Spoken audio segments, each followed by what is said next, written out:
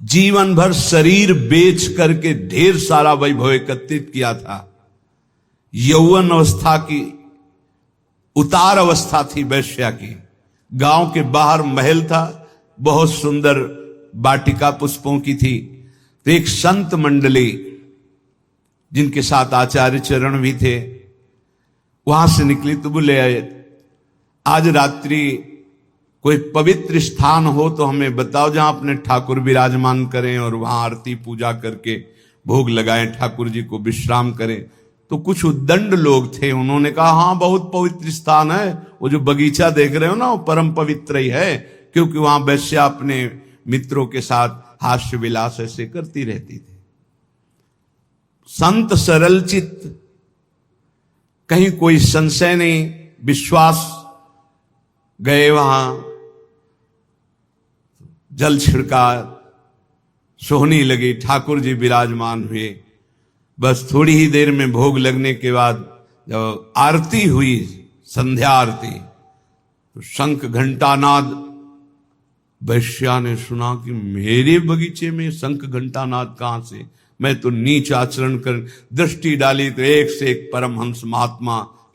ओहो, मुझ अभागिनी के भाग्य खुल गए, ये भगवत प्रेमी महात्मा कहां से आ गए। अभी तक तो कौओं जैसी चेष्टा करने वाले लोगों का संग ये हंस कैसे आ गए हमारे बगीचे में। आज मेरे ऊपर भगवान की विशेष कृपा, अहेतुकी कृपा, क्योंकि मेरे कोई ऐसे आचरण नहीं जिससे भगवान प्रसन्न हो, क्योंकि बिना भगवान के प्रसन्न हुए ऐसे महापुरुषों का दर्शन कैसे हो सकता है। गई स्वर्ण के कुछ मुद्राएं, चांदी की मुद्राएं, कुछ फल मेवा आदि रखकर, महाराज स्वीकार करो। कौन हो तुम? भगवान जिस बगीचे में बैठे हो इस दासी का ही बगीचा है। कौन हो तुम? वैश्यावृत्ति से जीवन निर्वाह करने वाली हूं, मैं वैश्या हूं। कहा बेटा कोई बात नहीं, भगवान के तो सब संतानें हैं, कोई बात नहीं, पर हम लोग तुम्हारा ये फल, ये धन, ये भोग सामग्री नहीं पा सकते, शास्त्र मर्यादा है। तो क्या भगवान हमारे उद्धार के लिए कोई रास्ता नहीं? कहा है, तुम सब संपत्ति, आभूषण ये बेच करके एक रत्नों का हार बनाओ और रंगनाथ जी के माथे पे धारण करो, सारे पाप नष्ट हो जाएंगे, तुम्हें भगवत प्राप्ति हो जाएगी। और आज से वैश्यावृत्ति बंद। भगवान वचन देती हूं, आज तक कभी ऐसा आनंद प्राप्त ही नहीं हुआ था संत समागम का। वचन देती हूं कभी अब इस शरीर को अपवित्र नहीं करूंगी। और सब आभूषण जो जो वैभव बेचने वाला था बेच करके, फिर उसके मन में आया कि क्या मुझे मंदिर में जाने दिया जाएगा।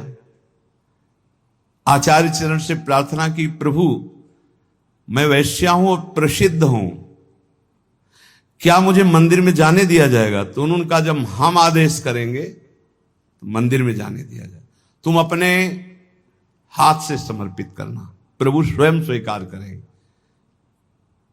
जब द्रवई दीन दयालु राघव तो साधु संगति पाई, जब साधु संगति मिल जाती है तो संस्कृति का अंत हो जाता है। सबको आश्चर्यचकित था, इतनी नीच आचरण करने वाली अपने हाथ से कैसे भगवान के मस्तक पर, मुकुट पर। आचार्य चरण ने कहा जब तैयार हो गया मुकुट, चलो। जीव ही आगे चलना हुआ, रुक गई। भगवान मेरा पाप, मेरा पिंड नहीं छोड़ रहे, क्या हुआ? मैं रजस्वला हो गई, अब कैसे? कर तुम मकर तुम मन था कर तुम, सर्व समर्थ आचार्य, इष्ट से भी ज्यादा। तो सब लोगों ने सुन लिया था, रजस्वला स्त्री का भगवद श्री विग्रह स्पर्श करना निषेध है, क्योंकि वह पवित्र होती है। कहा चलो चलो जाओ। सबने रोका, प्रभु आप आचार्य हैं, आप कैसा? अगर रंगनाथ जी स्वीकार कर रहे हैं तो तुम्हें किसी को रोकने की जरूरत नहीं, और रंगनाथ जी स्वीकार करें इसका प्रमाण होगा कि सर झुका देंगे। बेटा तू जा, मस्तक पर मुकुट, रंगनाथ जी का श्री विग्रह का ऐसे मुकुट, कर तुम मकर तुम अन्यथा कर तुम सर्व समर्थ आचार्य गुरुदेव इष्ट देव, उसको परम पद की प्राप्ति हुई। एक एक सेवा, एक एक वृत्ति भगवत प्राप्ति कराने में समर्थ है यदि आप विश्वास कर ले। दूसरा, कृष्णदास जी अधिकारी पद पर थे, श्रीनाथ जी की समस्त सेवा विधान के अधिकारी थे श्रीनाथ जी, और वो अपने लाडले ठाकुर के लिए स्वयं जाते थे आगरा सेवकों के साथ विविध प्रकार की सेवा सामग्री खरीदने। श्रीनाथ जी अन्योर के पास गिरिराज जी में जहां प्रकट हुई वहीं विराजमान थे उस समय। आप इस बात पर बहुत ध्यान देना, भगवत प्राप्ति की बात कह रहा हूं।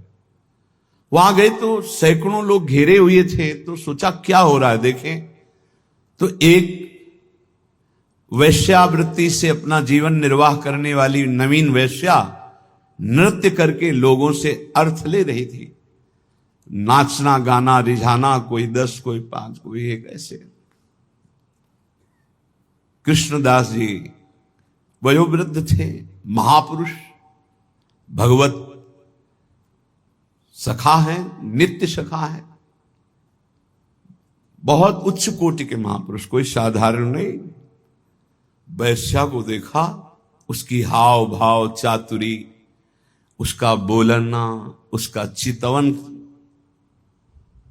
निकाला ठाकुर जी के सेवा वाले से 10 रुपया।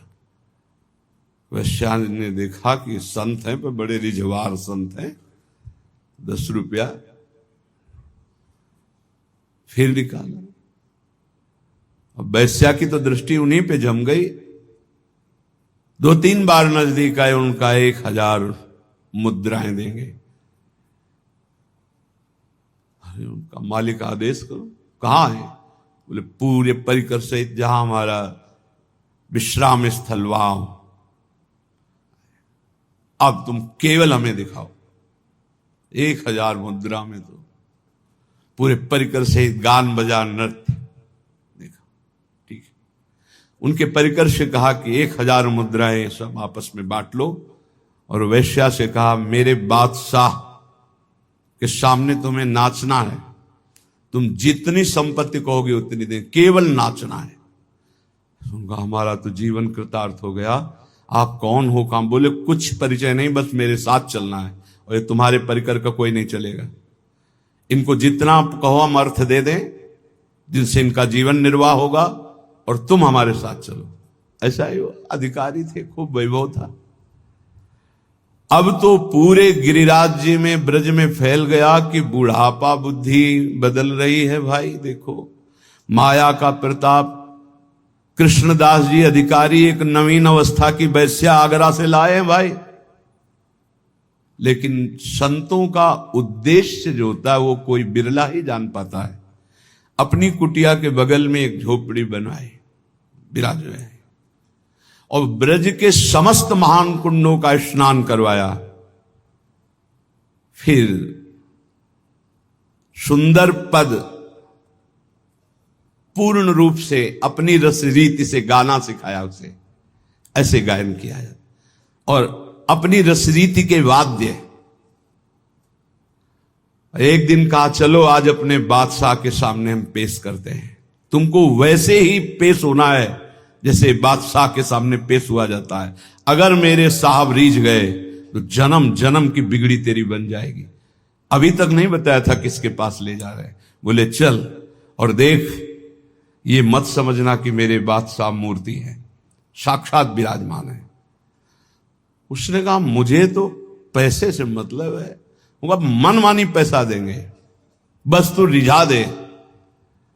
और श्रीनाथ जी के पास जाके कहा प्रभु जब जब आगरा गए हैं तो आपकी पसंद की चीज लाए हैं, आज एक पसंद की वस्तु हम लाए और आपको भेंट कर रहे हैं, स्वीकार करो। वो श्रीनाथ जी को नमन करके जीव ही नृत्य शुरू किया और पूरा पद गाया। पद गा के जीव ही ऐसे किया, ऐसे देखा, कूट मन मथा, करोड़ करोड़ काम को मूर्छित कर देने वाले अधरों पर बंशी, विशाल नेत्र, बंक कटाक्ष, एक मुस्कान में मर गए, प्राण निकल गए, उसी क्षण निकल गए, परम पद को प्राप्त। क्या है भगवत प्राप्ति? क्या किया इसने अभी तक? वैश्या, संसार के भोगों में लिप्त एक महात्मा की बात मान ली तो भगवत प्राप्ति हो गई। जिस क्षण जीव आचार्य शरण में हुआ, उसी क्षण से आचार्य ने पकड़ लिया उसे। आचार्य प्रकट ही हुए हैं करुणा करने के लिए। सब प्रकार के दुख दोषों का अपहरण करके अपना महान सुख प्रदान कर देते हैं आचार्य चरण। भगवत रसिक जी कहते हैं, जिस दिन से मैं स्वामी हरिदास जी की शरण में हुआ, स्वामी जी ने उसी दिन से अपना लिया और सारे दुख दोषों का हरण करके मुझे महान सुख प्रदान किया। महान सुख जो दुख और सुख दोनों से परे है, अनुकूलता और प्रतिकूलता दोनों से परे है, समत्व, प्रेम, नित्य विहार रस, ये महासुख है। प्रायः हमारी मानुष बुद्धि होने के कारण जब अनुकूलता मिलती है तो लगता है गुरु की बड़ी कृपा है, आचार्य की बड़ी कृपा है, और जब प्रतिकूलता मिलती है तो लगता है शायद वो कृपा हट गई। तो इष्ट आचार्य गुरुदेव क्या स्वार्थी हैं? क्या अल्पज्ञ हैं? क्या वो राग द्वेष करते हैं? नहीं। जिनके चरणों का आश्रय लेने से परब्रह्म परमात्म तत्व का बोध होता है, प्रियालाल का प्रेम प्राप्त होता है, उनमें अपना पराया कहां, राग द्वेष कहां? वहां तो एकमात्र शरणागति का निर्वाह है। अब वो कई प्रकार से होता है। कभी कभी आचार्य गुरुदेव इष्ट देव की ऐसी करुणा प्रकट होती है जो बड़ा भयंकर रूप लेती है। हमारे लिए ऐसा लगता है बड़ा भयावना है, और परिणाम बड़ा सुहावना होता है कि यदि वो ऐसी कृपा न करते तो ये परिणाम न मिलता। पक्का मान लीजिए, कभी कभी ऐसा सुहावना लगता है कि बहुत कृपा है, पर सुहावना लगना ज्यादा अच्छा ठीक नहीं, क्योंकि जब भयावना आएगा तब हम सुहावने में पले हैं तो हमारा मन कहीं प्रतिकूल न हो जाए आचार्य चरणों से, गुरुदेव से, इष्ट देव से। इसलिए ये हृदय में चिंतन कीजिए कि आचार्य कृपा, गुरु कृपा, इष्ट कृपा ये एक ही है, और ये परम सुख प्रदान करती है। परम सुख जो ब्रह्मा के द्वारा रचा हुआ नहीं है। जिनके द्वारा ब्रह्मा रचे गए हैं उनका परम सुख, परमात्म सुख, भगवदानंद, प्रेमानंद, ये प्राप्त होता है। भगवत ऋषि जी कहते हैं, जिस दिन से आचार्य की शरण में हुए, उन्होंने अपनाया, सारे दुख दोष नष्ट हुए और मुझे महान सुख प्रदान किया। एक दिन भगवत ऋषि जी अपने गुरुदेव पूज्य श्री ललित मोहिनी देव जी से टटिया स्थान में जाकर के कहा कि गुरुदेव बहुत संयम से रहता हूं, मधुकरी वृत्ति से रहता हूं, फिर भी काम वेदना बहुत सताती है। मानो ये हर उपासक का प्रश्न है। बहुत संयम से, बहुत इंद्रियों को अंतर्मुख रख के, फिर भी ये काम वेदना सबसे बड़ा वेग है। ये काम बड़े बड़े ज्ञानियों का भी शत्रु है। साधारण पुरुषों को तो मार ही गिराता है, ये ज्ञानियों को भी गिरा देता है। इसमें बड़ा लुभावनापन है। भगवत रसिक जी के गुरुदेव ने कहा श्री ललित मोहिनी देव जी ने कि वो करवा उठा के ला, उसमें पानी भरा, थोड़ी देर में उसमें तेल उतराने लगा। कहा देखो पहले इसमें तेल नहीं दिखाई दे रहा था, कुछ दिन पहले इसमें तेल रखा गया था, सुखाने पर ऐसा लगा तेल खत्म हो गया है, लेकिन पानी डाला तो उसमें ऊपर चिकनाहट दिखाने लगी। देखो ऐसे ही थोड़ी दिन साधना करने पर, तप के द्वारा सुखाने पर ऐसा लगता है काम वेदना नष्ट हो गई, लेकिन जहां काम का संयोग होता है फिर दिखाई देने लगता है। फिर उस करवे को रसोई अमनिया की गई थी तो बहुत आग बची हुई थी, उसी आग में रख दिया। थोड़ी देर के बाद निकाला, फिर पानी डाला, बिल्कुल तेल नहीं आया। बोले देखा अब नहीं।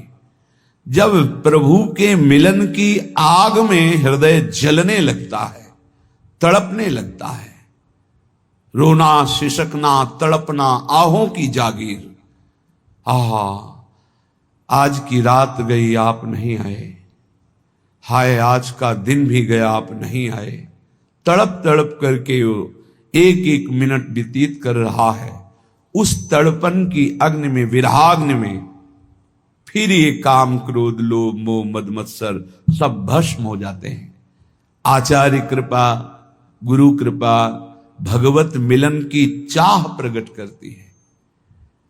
ये न समझे कि गुरु कृपा आचार्य कृपा से केवल लौकिक सुख सुविधा मिल जाए तो सिद्ध संत, हमारे पुत्र नहीं हो रहा था तो गर्भ रह गया, भाई बड़ी कृपा, बड़े सिद्ध संत, बड़ा सिद्ध दरबार, हमारा काम नहीं बन रहा था अमुक काम बन गया। भूल में मत रहना, ये सुकृत का फल है। संत महापुरुषों के समागम का फल है संस्कृति का अंत हो जाना, द्वंद्वों का नाश हो जाना, प्रियालाल से मिल जाना जिनसे हम जन्म जन्मांतर से बिछड़े हुए हैं। भगवत रसिक जी कहते हैं ये सुख हमें आचार्य चरण ने प्रदान किया। सायन कहते हैं भाष्यकारों को, वेदों का, शास्त्रों का, पुराणों का बहुत ज्ञान है, बड़ी कीर्ति है, बड़े महाजन सम्मान प्रतिष्ठा भी है, पर यदि प्रभु से प्रेम नहीं तो इसका क्या होगा?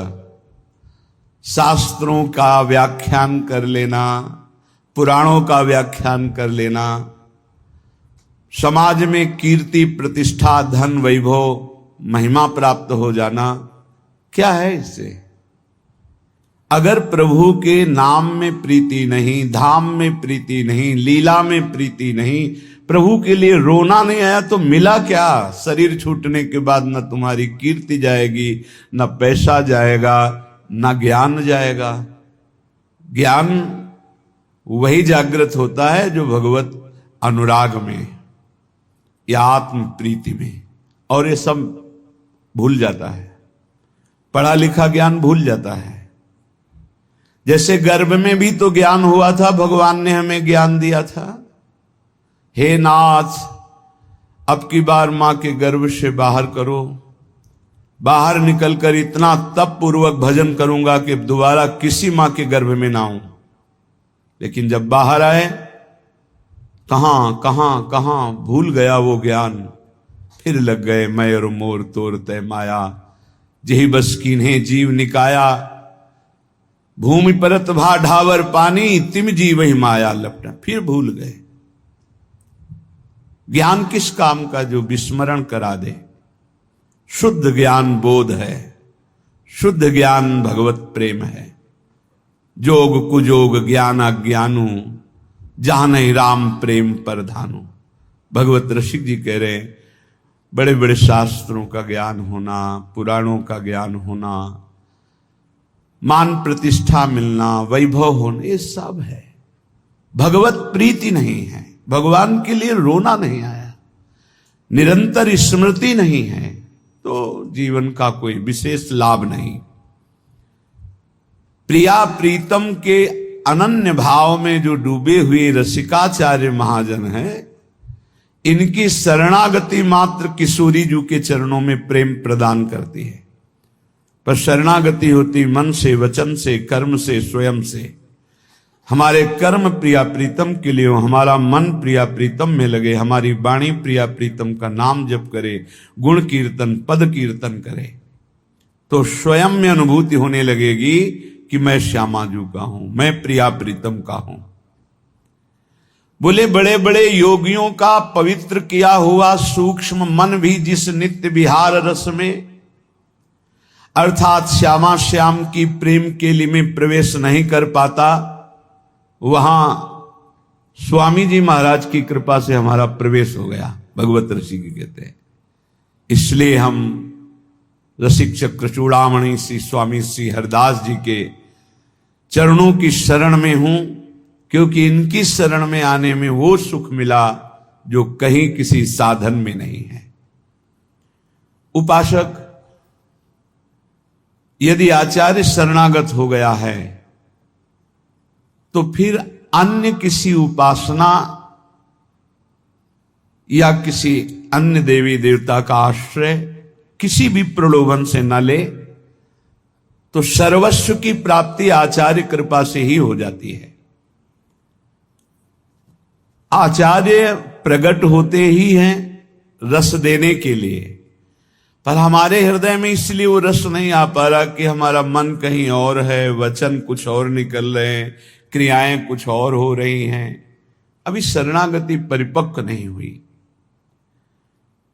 श्रीपाद प्रबोधानंद जी देखो इसी शरणागति की प्राप्ति होने पर कह रहे हैं धन्योस्मि, मैं धन्य हो गया। जैसे भगवत ऋषि जी कह रहे मैं धन्य हो गया। बोले मेरी शरणागति पूर्ण हुई कि नहीं ये कौन बताएगा, आपकी छाती बताएगी। धन्योस्मि, मैं धन्य हो गया। कैसे तुम्हें बताएं? स्वप्न में भी भय नहीं होने देते, स्वप्न में भी प्रभु स्वप्न में भी भय नहीं होने देते। कभी भयावह स्वप्न जैसे मन दिखाए, उस समय प्रभु आकर के भय से मुक्त, स्वप्न में तब बहुत कितने करुणा में, जागृत में भय दुख की तो बात जाने दो, स्वप्न में भय नहीं होने देते। मुस्कुराते हुए युगल सरकार वही कोई न कोई अद्भुत ऐसा लीला करते, बचाव पक्ष प्रकट होता है, फिर जब नेत्र खुलते तो चिंतन करके रोना आता है। कितना प्यार करने वाले लोग क्यों नहीं समझते, प्यार के लिए तड़प रहे सब, और प्यार का समुद्र उफान पे है प्रिया प्रीतम, इनकी तरफ क्यों नहीं मुड़ते? शरीरों के प्यार में क्यों लगे हुए हैं? एक दूसरे के शरीरों में आकर्षित क्यों हो रहे हैं? ये भगवान की विचित्र मोहिनी माया है, जो मार्ग मिलने पर भी प्रिया प्रीतम की तरफ हम नहीं बढ़ पा रहे। सच्ची मानिए स्वप्न में भी दुख नहीं होने देते, बड़े कृपाल। स्वप्न में भी सरकार भय नहीं हो, स्वप्न में भी आप सच्ची मानिए। यहां हम देखते हैं कि मन तड़पता है कि कोई हमें प्यार करे, ये सब पूरे जगत की बात है, पशु पक्षी सब, क्योंकि सब प्रेम स्वरूप भगवान के अंश हैं, तो सबको प्रेम। हम आपसे प्रार्थना करते हैं, एक बार हमारी बात मान लीजिए, हमारे गुरुजनों की, हमारे शास्त्र की, प्रेम समुद्र है हमारे प्रभु। आप कहोगे कि आप साधु महात्मा हो इसलिए प्रभु आपसे प्रेम करते हैं, प्रभु का ऐसा स्वभाव नहीं। बस प्रभु को एक चीज चाहिए, प्रभु के सिवा आपका अंतर से कोई अपना ना हो, बस इतनी बात करने के लिए सारे शास्त्र, सारी साधनाएं, सब कुछ है। कुछ बातें ऐसी जो शब्द हमारे पास नहीं कि हम कह सकें, बस ऐसे ऐसे कर लें तो जान लेना कि असमर्थ हैं, बता नहीं पा रहे, वो शब्द नहीं। बस एक बात प्रभु को चाहिए कि प्रभु के सिवा हमारा अपना कोई नहीं, अंदर से, बाहर से, अंदर से आपके अपना कोई ना हो, फिर आप चमत्कार देखिए हमारे प्रभु का।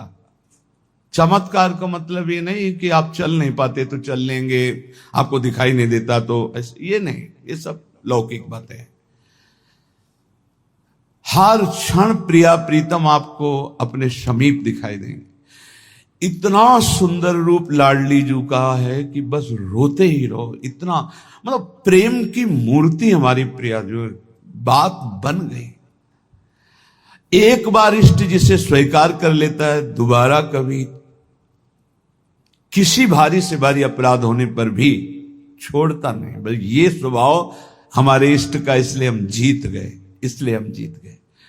श्री वृंदारण्य धन्योस्मि परम महत्व कृपा पात्रित्वोस्मि यतोहम येन दत्तो विधि